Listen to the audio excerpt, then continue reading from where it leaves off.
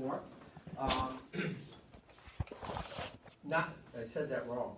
It's the liability, meaning if you hurt somebody, the suit you're going to get, mainly because of that person might not be able to work, loses their income, so this is a liability for you.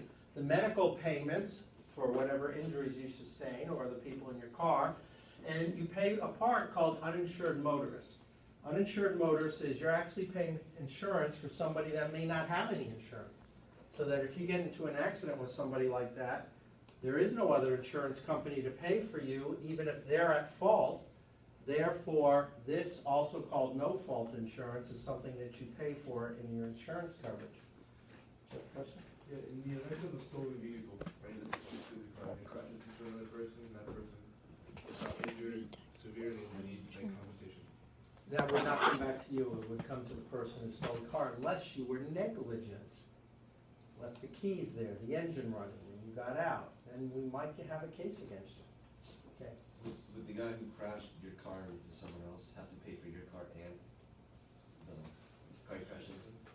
The answer is yes. If you are at fault, you are responsible for your car and the other car, which is why insurance. In his example. Oh, somebody stealing it? Yeah. No. Somebody stealing it, you would be covered for theft, and that car would be covered under yours. And then the other one, no. We first of all see about the thief, and if he has insurance, which he probably doesn't, so then it would get a little more complex. So who would pay for that? If he has no insurance and he has no money, then who would pay for it? It's called no-fault insurance. So all that is paid for by you, all of you. You've all agreed through your state legislatures to have no-fault insurance. And we need it for a reason. If I were governor, you wouldn't need it. If I were governor, well, here's exactly what I would do. You have no insurance, I come at night and I tow away your car. But the reason now, you might ask me, well, that makes sense, right? Well, why don't we do it? Who doesn't have insurance? Who, which people? Poor people. Poor people. Which means, how poor people going to get to work? Which means the poor people will be poor. But that kind of thinking, we're all in trouble. Because then, poor people get into accidents. Your insurance is already way higher than it would be if we didn't have this kind of thing. So the question is, what do you want to do about it? Okay, and that's a legislative issue. So bodily injury for liability, medical payments, uninsured motorists, you need to know that. There are 3 limits of liability. You need to know them. Currently, this is the highest you can get, but it's not enough. And so I'll discuss that, if not today, in the next class. 3 limits of liability. This is $100,000 medical payments to the driver if they have $100,000 worth of medical issues. The $300,000 is the amount of money that can be paid to all the people in the car. When I say paid to, I don't mean that. I mean paid for any of their injuries, hospitalization, doctor bills. $300,000. The $50,000 is for property. That's $50,000. There are some people driving around today with a 10-50-10. You pay for your insurance based on those limits of liability. Okay, this being the top one. And we'll talk about umbrella policies to move them up even higher, because we have to. Let me just finish this very quickly, and then I'll take your thing. So, driver, passengers, property. Okay? Yeah, what was your question? What's the frequent? Okay, got it? Yeah. Is it the higher the better? Sure, the higher the better. So, when I owned all my businesses, if something were to happen and somebody sue me, they're going to sue me for multiple millions. If they sue me for multiple millions, if I, for example, if I were in a car wreck or something, this isn't going to cover me. So umbrella policy, I carry very high umbrella policies so that if, God forbid, something happened and somebody won in a court of law, the policy would pay off. Having 10, 50, 20 would not be there. 10, 50, 20 is enough unless you have nothing. So currently you have nothing. Except that right now you're carried under your parents' policy or guardian's policy, and I'll show you a problem with that. But if you were on your own, yeah, you have nothing for anybody to take. So the higher these liability issues are, the higher your premium is. And I haven't done that yet, but a premium is the amount that you pay for a policy. Okay, so we gotta take care of our property damage. Collision, so when you wreck a car, you're paid actual cash value, there's two. Right now, I'll just do the cash value, but the replacement value doesn't apply to cars. So if you drive a car, you bought it 3 years ago, you paid $40,000 for it. Today it's only worth $15,000. You love that car. You can't see parting with it. It's totaled, whether it's your fault or somebody else's. All the insurance company will pay you is the actual cash value, 15 grand. That's it. No matter how much you love it, they will not replace it. So it's actual cash value when it comes to cars. Pardon? Easy if you Kelly Blue Book. Yeah, Kelly Blue Book also, depending upon the options and things like that, it might change a little bit one way or the other. Yeah.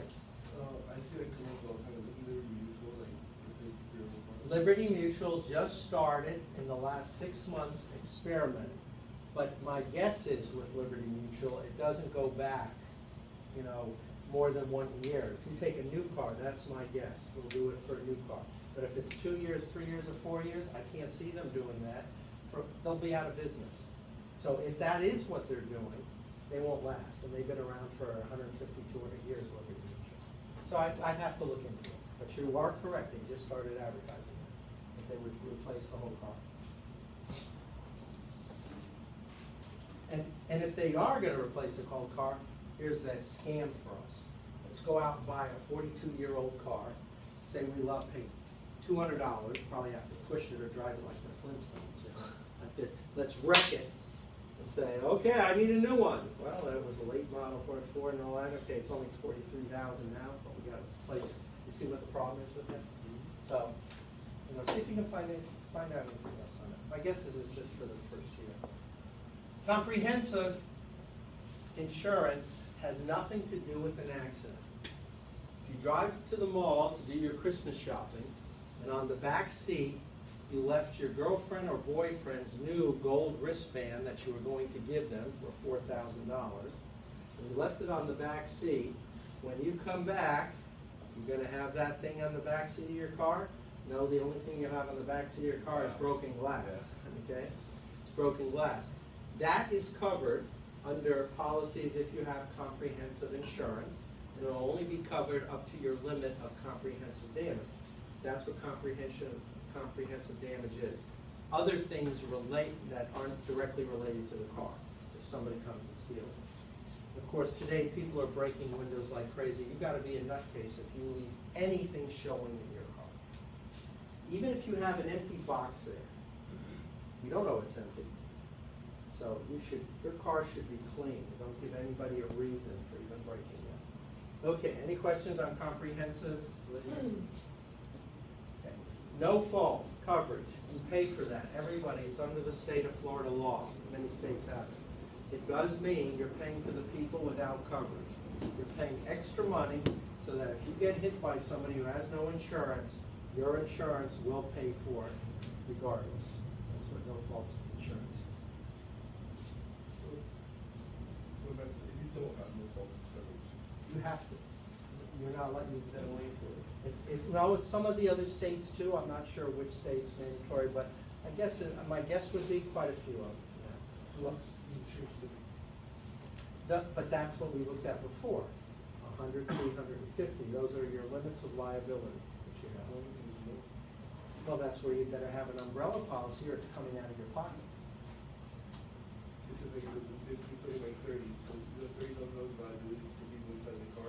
Which is nothing. It's nothing. You're valuing your life for 30 grand. Yeah, which is nothing. I am telling you today, automobile accidents, God willing you live, that might ruin you financially for the rest of your life. I had a client, I'll tell you, multi-mega millionaire. This guy was afraid of nothing. I may have even told you about a story with Lockheed Options once. But if I recommended something, he didn't buy 10 shares. He bought 20,000, 100,000. He bought 400,000 shares of Lockheed when I suggested we had talked about this. Anyway, his daughter took the car out. Fortunately, she lived, but somebody else died in the car accident. The judgment against him, because he was responsible. She was 16 or 17. And he lost mega millions. All right, he had the money to pay for it. He lost mega millions for that. You can't value a life. There's no value to put on life, although we'll try. We'll take what your grades are in school, say you have an average earning for 40 years, that's $2 million. You're gonna make $50,000 a year. So that's what happens in the court. Just gotta be careful. You have to drive defensively. I mean, I come to work, I leave my house at 5:15 in the morning, every morning, and I'm here by 5:45. In between, at least twice, 2 or 3 times a week, somebody's pulled out on US 1 and hasn't stopped. Somebody has done this, somebody has done that. And there's almost nobody on the road. It's like dodging, okay? So you gotta be careful. All right, no fault coverage, you okay? Okay, no fault coverage. Okay, other coverages that you can get, if you can afford it, that if you get in an accident and you're in the hospital, you can get wage loss, that the insurance company actually will pay you for the salary that you may not get. Emergency towing should be all of them. It's only like $3, $4 a month of insurance, but a lot of people say no. But emergency towing, so you don't have to pay for that expense, and it's expensive now to be towed. Car rentals, so if your car is damaged and it's going to be in the shop, it'll pay for your car rental, but it'll be to a limit per day. So when you take out your insurance, if you want an economy car, you might want $30 per day. If you want to take a luxury car, you might want $100 a day. But whatever it is, you can decide, and it just costs you more for your monthly premium. And gap insurance, especially for a lease, so that if anything, the minute you drive out of the dealership, your car is worth about 15 to 20% less. The minute it's now a used car. So if it gets totaled one day after that you were in it, that car that you paid $30,000 is only worth $25,000, but you still owe, even if you made a 10% down payment, you still owe $28,000, which means that extra $3 grand is coming out of your pocket, unless you have gap insurance. That's what gap insurance is. Okay, it pays for extra, and I'll do it again when I So do. this purpose, for the gap insurance to prevent the price of. So it'll pay anything that you're short of, it will pay that.